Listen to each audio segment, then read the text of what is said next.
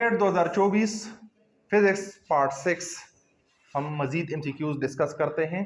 इससे पहले हमने ऑलरेडी 5 पार्ट्स डिस्कस किए हैं जो आप यूट्यूब चैनल पर देख सकते हैं। MCQ number 151, which one of the following is not a feature of electric force. यहाँ पर बताया गया है कि मंदरजा झेल में कौन सी ऑप्शन ऐसी है जो कि इलेक्ट्रिक फोर्स की खासियत नहीं है। इसका मतलब है कि हमारे पास 3 ऑप्शंस इलेक्ट्रिक फोर्स की खासियतें हमें बताएंगी और एक ऑप्शन इस तरह है जो कि इलेक्ट्रिक फोर्स की खासियत नहीं है, तो हमें वो एक ऑप्शन ढूंढनी होगी। They act on charges, electric force charge पर एक्ट करता है, ये सही ऑप्शन है। They can be attractive, forces attractive होती है इलेक्ट्रिक, ये भी सही है। दे कैन बी रिपल्सिव, और इलेक्ट्रिक फोर्सेस रिपल्सिव होती है, ये भी एक सही ऑप्शन है।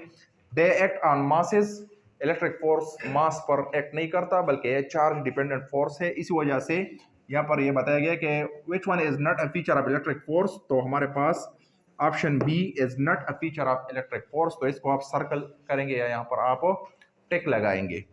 152, a charge of 90 coulomb passes through a wire for 30 seconds, then the current in a wire will be, यहाँ पर चार्ज गिवन है और टाइम गिवन है। जब चार्ज और टाइम गिवन होता है तो हम करंट को आसानी फाइंड करते हैं, क्योंकि हमारे पास करंट का फार्मूला है rate of flow of charge, क्योंकि वैल्यू 90 है और टाइम की वैल्यू 30 सेकंड है।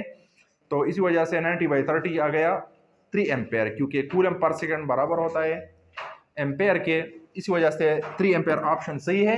Remaining options are incorrect. 153, the magnitude of current in metals is proportional to the potential difference across it as long as temperature is kept constant। यहाँ पर बताया गया है कि करंट वोल्टेज के रास्त तनासब होता है, या current is directly proportional to V, या पोटेंशियल डिफरेंस जिसको हम कहते हैं। कंडीशन क्या होगी? टेम्परेचर हमारे पास कांस्टेंट होगी। जब टेम्परेचर कांस्टेंट होगी तो I is directly proportional to V, या V is equal to IR। इसको हम कहते हैं ओहम्स लॉ। तो इसी वजह से ओहम्स लॉ वाला ऑप्शन सही है। रिमेनिंग ऑप्शन लाइक जोस लॉ, गॉस लॉ या एम्पेयर लॉ, ये दूसरे ऑप्शन सारे गलत हैं। इसी वजह से correct option is Ohm's law. इसके बाद नेक्स्ट MCQs की तरफ जाएंगे। MDCAT 2024 फिजिक्स पार्ट 6 के नेक्स्ट MCQs की तरफ बढ़ते हैं। 154, when length of copper wire is doubled then resistivity becomes what। हमें पता है कि resistivity लेंथ पर डिपेंड नहीं करती, ये नेचर ऑफ मटेरियल पर डिपेंड करती है। इस वजह से resistivity remains the same. Resistivity remains the same. Resistance depend करता है L और A पर, लेंथ और area of conductor, dimension of conductor पर। रेजिस्टिविटी नेचर ऑफ मटेरियल पर डिपेंड करता है। फॉर एग्जांपल ये सिल्वर है या कॉपर है, इस पर डिपेंड करता है। फॉर एग्जांपल कॉपर के लिए एक किस्म की रेजिस्टिविटी होगी और एल्यूमिनियम के लिए दूसरी किस्म की रेजिस्टिविटी होगी। जब मटेरियल चेंज नहीं होगा तो रेजिस्टिविटी वही की वही रहेगी, अगर आप उसकी लेंथ चेंज कर ले या चेंज ना कर ले। तो इस वजह से correct option is C, remains the same. The resistance of semiconductor wire with rise in temperature. अगर एक सेमीकंडक्टर वायर है हमारे पास, तो अगर टेम्परेचर उसका ज्यादा हो जाए तो रेजिस्टेंस पर टेम्परेचर के इंक्रीज करने से एक सेमीकंडक्टर पर क्या फर्क पड़ता है?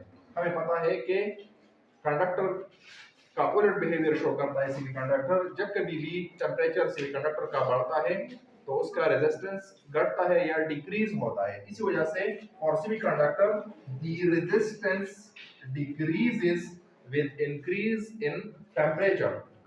156, volt cross ampere is measure of what। volt cross ampere इसका मतलब है कि P is equal to VI और P is equal to IV। Power की बात कर रहे हैं, क्योंकि पावर का फार्मूला है product of current and potential difference. इसी वजह से P is equal to IV हमारे पास किस चीज के बराबर होता है? पावर के। इसके बाद हम फिर मजीद नेक्स्ट इंटरेस्टिंग MCQs डिस्कस करेंगे। थैंक्स।